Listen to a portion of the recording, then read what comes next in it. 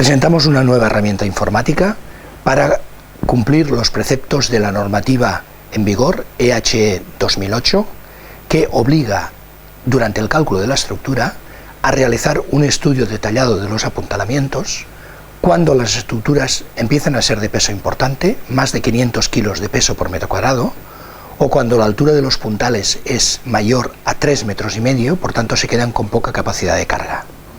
En ambos casos, que prácticamente se cumplen en todos los edificios, siempre hay que hacer, durante el cálculo de la estructura, estudios de apuntalamiento.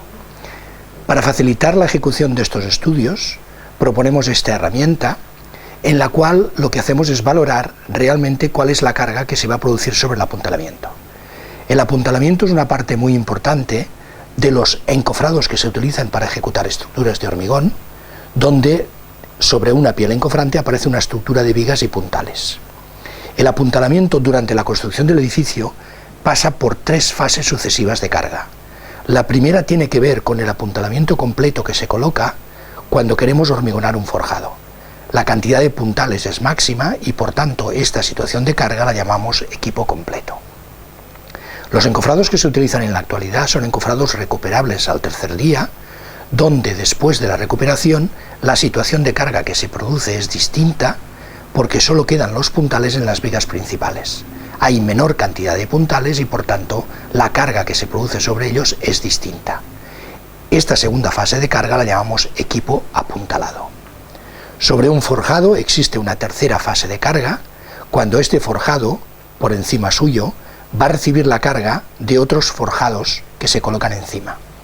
Cada vez que vamos a incorporar un nuevo forjado, hay una transmisión de cargas de los nuevos forjados hacia los inferiores a través del apuntalamiento y de la propia estructura que tenemos construida. Lo que vamos a hacer en esta tercera fase de carga es controlar que este apuntalamiento, sea cual sea la situación de hormigonados que tengan encima suyo, vamos a controlar cuál es la peor carga que se produce y controlándola sabremos que la ejecución del edificio en vertical no va a tener ningún tipo de problemas. Esta tercera fase de carga la llamamos equipo en altura. La distribución de cargas que se produce entre puntales y forjados puede tener diferentes modelos de cálculo. De hecho, durante la historia se han desarrollado 8 modelos teóricos y 9 modelos experimentales. El modelo teórico más implantado y conocido es del año 63, que es el método de Grund-Cavailla, que la hipótesis de cálculo principal que tiene es considerar que los puntales son infinitamente rígidos. Eso es así porque estamos hablando del año 63 en Estados Unidos, donde los puntales eran de madera y por tanto con una rigidez importante, lejos de los puntales metálicos que se utilizan en la actualidad, y por otra parte las estructuras eran mucho de menor espesor y menor carga que las estructuras que también se construyen en la actualidad. Por tanto, ese modelo de cálculo, que es muy operativo y fácil de aplicar, de alguna forma no representa la situación real de carga que se produce con los equipos y las estructuras que se ejecutan en la realidad. Fruto de todo ello, aparece en el año 1995 un método, el simplificado de Duan y Chen, donde la hipótesis varía en el sentido de considerar que los puntales tienen rigidez finita. Y por otra parte hay una compatibilidad de deformaciones entre forjados y puntales. Evidentemente esto permite acercar los modelos de cálculo a la realidad, pero no de una forma todavía suficientemente importante. Es cuando, para pasar a la experimentación y a la comprobación de estos modelos teóricos, se desarrollan los modelos experimentales del año 92, donde Moragas, de la Universidad Politécnica de Valencia, hace una medición real en 2 edificios de Alicante, con los encofrados que hemos visto, que hemos descrito, y donde se ve que las cargas que realmente se producen en los puntales tienen poco que ver con las cargas teóricas que se suponen. Por tanto, lo que se determina en esos primeros ensayos es que hay que hacer un estudio más profundo para saber realmente cuál es la carga que se distribuye en toda la estructura. Fruto de todo ello y como continuación con los trabajos de esta cátedra, en el año 2009 se inicia un estudio de investigación donde la propia universidad y su instituto de investigación y la empresa Encofrados Alsina desarrollan todo ese proyecto de investigación que pasa por diferentes fases. Empieza en el año 2005, donde se construye una estructura real totalmente monitorizada. De este primer estudio de investigación se produce una tesis doctoral y el edificio que se construye es un edificio compuesto por un vano con dos laterales, con dos voladizos, con puntales totalmente instrumentalizados y con un proceso de ejecución que tiene que ver con las diferentes fases reales de construcción de la estructura. Primero el hormigonado de un primer forjado, el hormigonado de uno segundo encima. Cuando pasamos a hormigonar el tercero, liberamos el apuntalamiento de la parte inferior, es decir, de la solera de cimentación rígida, y por tanto pasamos a una carga acumulativa mayor, y finalmente simulamos la ejecución de un cuarto forjado con unas balsas de agua, donde permiten reproducir los equipos que normalmente se construyen en este tipo de edificios. Se hacen los ensayos de hormigón en laboratorio correspondientes, se introducen galgas extensométricas para medir deformaciones, sondas para medir temperatura ambiente y sondas para medir temperatura dentro del hormigón, para tener caracterizado perfectamente cuál es el tipo de hormigón y sus características. Fruto de todo esto, hay que contemplar que cada uno de los puntales estaba instrumentalizado con 3 galgas dispuestas a 120 grados, protegidas con coquillas de Armaflex. La posibilidad de que cada tubo tenga 3 galgas en el desarrollo de todo su perímetro hace realmente controlar cuál es la carga que se produce en todas sus caras. Hay más de 60 módulos de adquisición de datos. Aquí se ve una imagen de cómo se tomaban y cómo se almacenaban estos datos. Estamos hablando de más de 3.700 metros de cable. Estamos hablando de 17.000 mediciones, porque las mediciones eran continuas y en cada una de las fases de trabajo de hormigonado, de clareado, de descimbrado, se producían mediciones cada 5 segundos, y cuando no había ninguna operación constructiva las mediciones eran cada 5 minutos. Por tanto, estamos hablando de 17.000 registros y más de 4,5 millones de registros de cargas. Y aquí se ve un poquito cuáles eran las gráficas de distribución de cargas que se obtenían. Por tanto, es una cantidad de datos muy importante que nos permite controlar muy bien cuál es la carga que se produciría sobre el apuntalamiento y la estructura. Para todo esto darle contenido y cuadrarlo, lo que se ha desarrollado es un nuevo método simplificado denominado NSP, de Calderón, Alvarado y Adam, cuyo método simplificado, la función que tiene es justamente encuadrar todos estos datos. Se ha validado con un modelo de ANSYS en 3 dimensiones, de elementos finitos, y se ha obtenido un nuevo procedimiento de cálculo que es mucho más ajustado que todos los teóricos y experimentales que existen en la actualidad. Fruto, una vez obtenido este modelo de cálculo y este ensayo real, para comprobar si las mediciones de obra se podían o no corresponder, o el grado de afinidad del modelo, se hizo un segundo trabajo, fruto también de otra tesis doctoral de Isabel Gask, donde se fue a medir a 3 obras distintas, con las 3 tipologías de bidireccional que son aplicables: losa maciza, casetón perdido, casetón recuperable, y aquí vemos en cada uno de los casos pues cómo fue la instrumentalización de estas obras, los equipos que se utilizaron, los cableados y el control que hubo de estos resultados.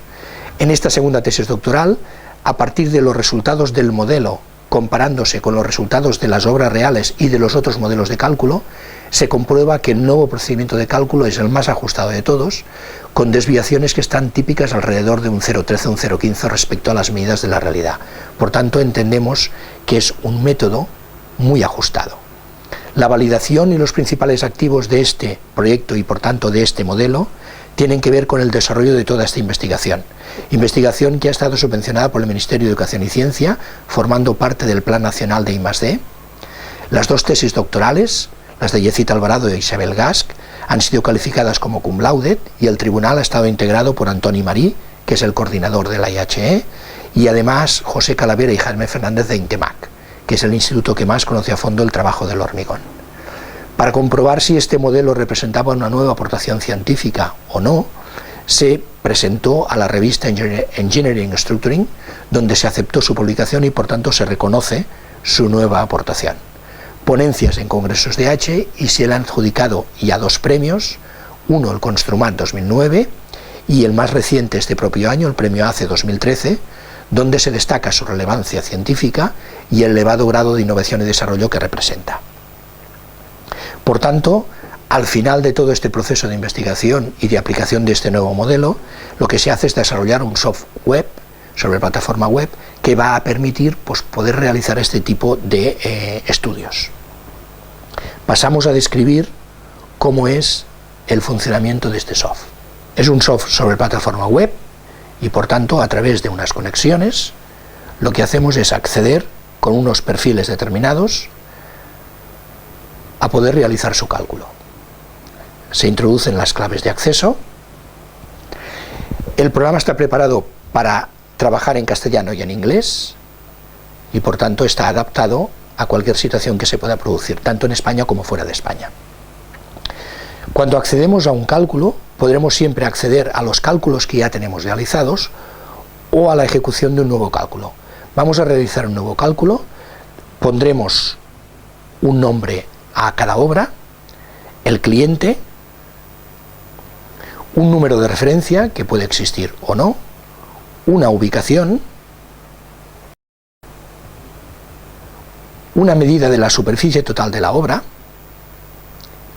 una referencia opcional y una fecha de inicio.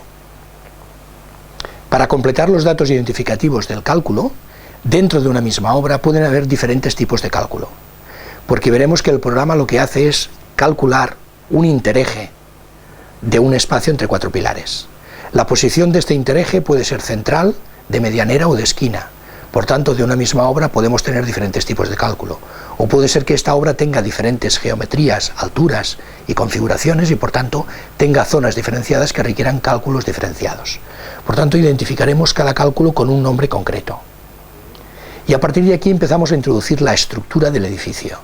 Primero diciendo su número de plantas, supongamos 8, y a partir de aquí vamos a colocar para cada uno de los forjados todas y cada una de sus características, para conocer exactamente la estructura que vamos a ejecutar. El orden tiene que ver con la ejecución que vamos a hacer de la estructura, empezando desde la cimentación. El primer forjado, primero seleccionamos cuál sería la tipología. Recordamos que es un software para forjados bidireccionales, no unidireccionales. Por tanto, es aplicable a losas macizas, a casetones recuperables o casetones perdidos. Y se pueden mezclar todos entre sí. Imaginemos que el primero sea una losa maciza. Introducimos la altura entre plantas. Si estamos en un sótano, podríamos suponer 2,5 metros. Como hemos definido una losa, para que el programa reconozca su peso propio, a través de la densidad del hormigón, que es modulable, es variable, introduciremos cuál es su espesor.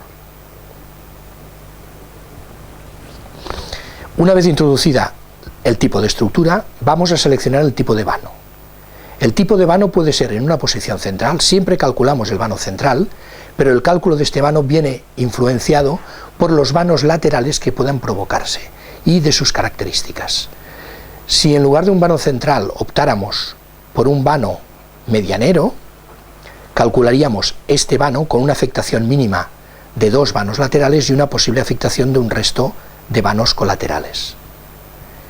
Si la posición fuera de esquina, se calcularía este vano con posibles afectaciones de 2 vanos más allá. Es importante destacar, por tanto, que aunque estemos calculando solo un vano, el cálculo de este vano viene influenciado por las condiciones de continuidad que pueda tener. Si el edificio tiene una cierta dimensión, lo más normal es que trabajemos con una configuración, por ejemplo, de 3×3. Vemos que en cada uno de los vanos están perfectamente identificados las alineaciones y las identificaciones de los pilares, así como la posición del encofrado, que puede ir en las 2 direcciones. A partir de aquí, para cada uno de los vanos, empezando por el central, por el C3, que es el vano de cálculo, vamos a colocar las dimensiones que hay entre ejes de pilares y las propias dimensiones de los pilares. Tiene mucha importancia que los pilares sean más grandes o más pequeños, o que tengamos muros o no, porque la rigidez final de la estructura será distinta. Y con esta introducción de datos lo que estamos haciendo es valorar la rigidez real que se produce en cada estructura y que por tanto será distinta para cada cálculo. Aquí no un comportamiento de las estructuras en función de los tipos de forjado, sino que lo que hacemos es, para cada estructura en concreto, saber cuál es la rigidez real de la estructura que estamos construyendo y, comparándose con la rigidez de los puntales, establecer los coeficientes de reparación de cargas. Aquí vemos, por ejemplo, suponiendo que la estructura sea uniforme y que las luces de los pilares sean de 6×6 y los pilares sean de 40×40, poniendo unas dimensiones generales, el propio programa ya va a rellenar todos los campos que tienen que ver con la identificación de los propios vanos. Si aquí quisiéramos cambiar algún dato, podríamos acceder. La posición de incorporar muros o no es muy importante en el sentido de que nos permite valorar la rigidez real. Si estuviéramos en vanos medianeras o de esquinas, tendríamos la opción también de incorporar voladizos. Si los datos son correctos, iríamos validando cada una de los vanos que hemos ido introduciendo. Iríamos validándolos todos y a partir de aquí estamos haciendo un cálculo en tiempo real. Una vez validados estos vanos, estaremos en disposición de poder saber exactamente cuál es la rigidez de esta estructura. Una vez establecida, pasamos a configurar el resto de variables que tienen que ver con el cálculo de la estructura.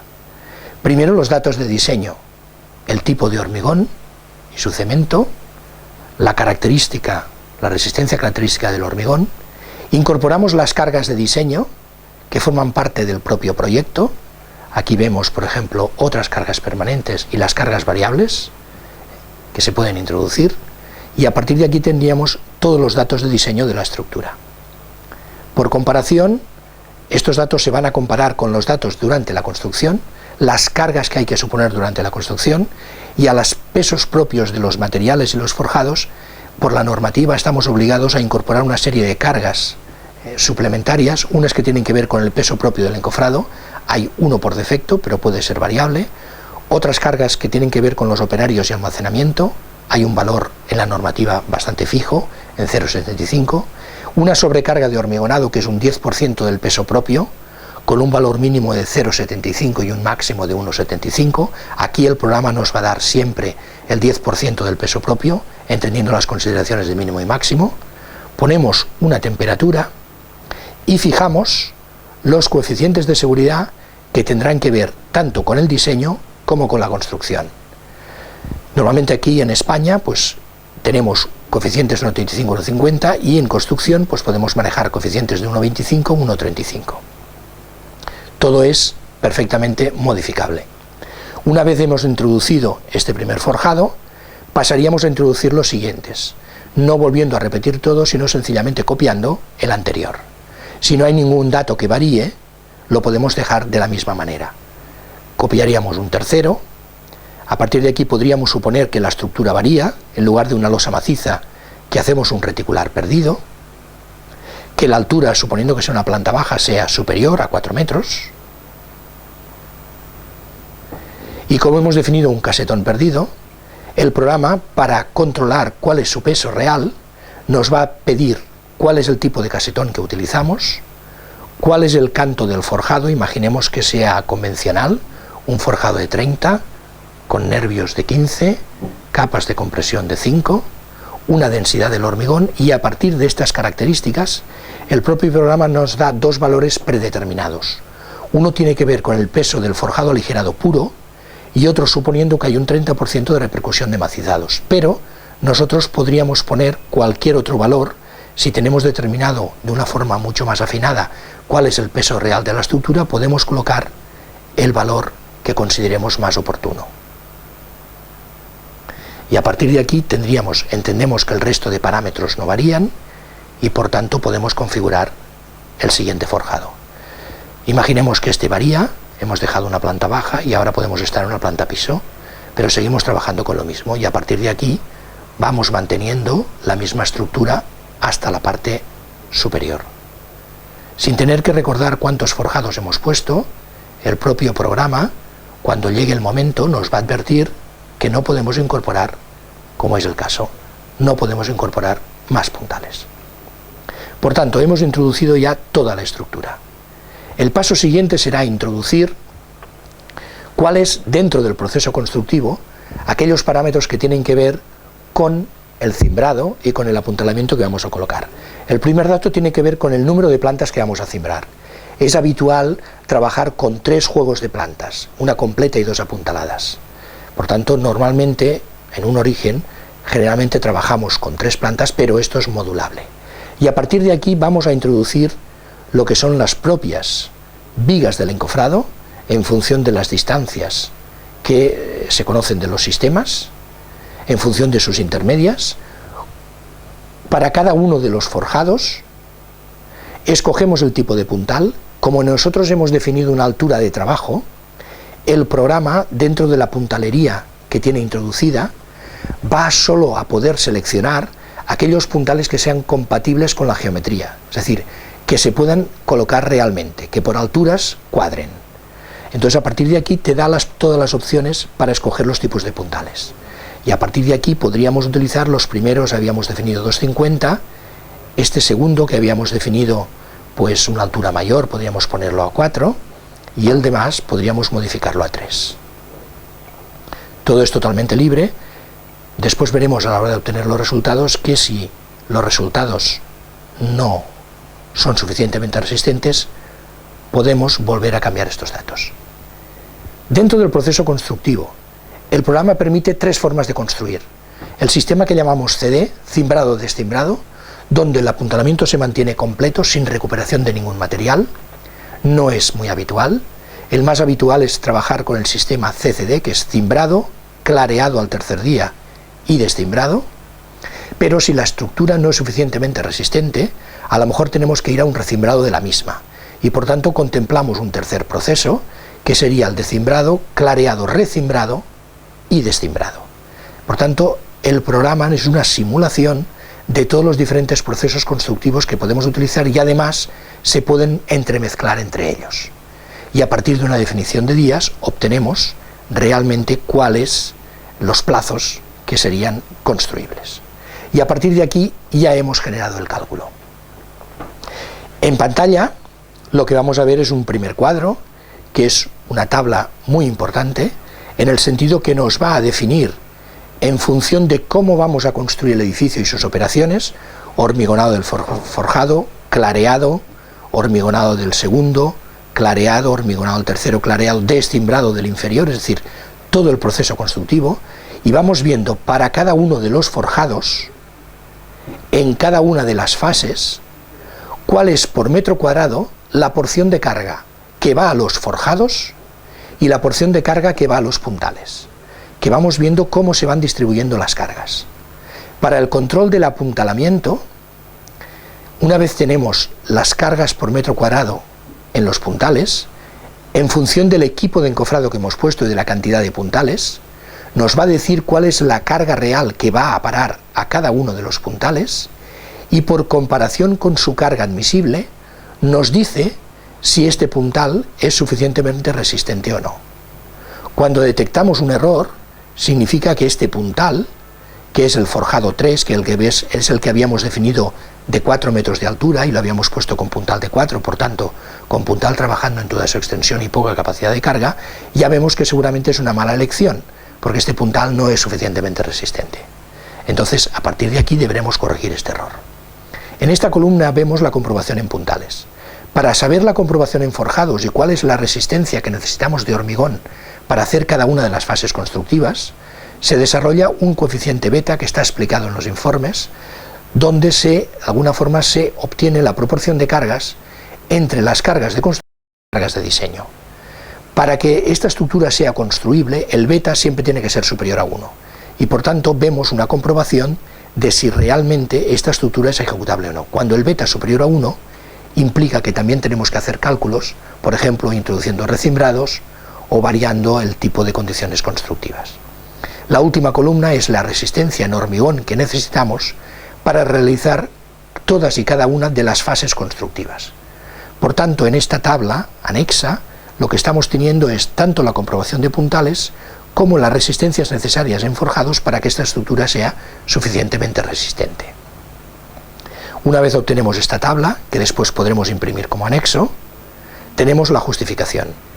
En los informes van a salir reflejados las 3 fases de carga del apuntalamiento: equipo completo, cuando estamos hormigonando; equipo apuntalado, cuando al tercer día hemos recuperado una parte del apuntalamiento; y equipo en altura, cuando sobre un forjado hemos puesto otros forjados superiores.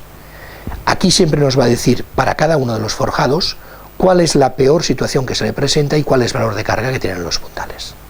Y a partir de aquí obtenemos los informes, tanto del propio informe justificativo de cargas, la tabla anexa que hemos visto antes, y para corregir los valores anteriores tenemos la vuelta atrás a los procesos constructivos para variar número de plantas, tipo de puntal, proceso constructivo, o bien volver atrás en la geometría del edificio por si hay algún forjado que inicialmente era de tipología y después varía. Por tanto, hay un retroceso para poder modificar los cálculos y una salida de documentos con los cuales se cumplen los preceptos de la normativa. Gracias.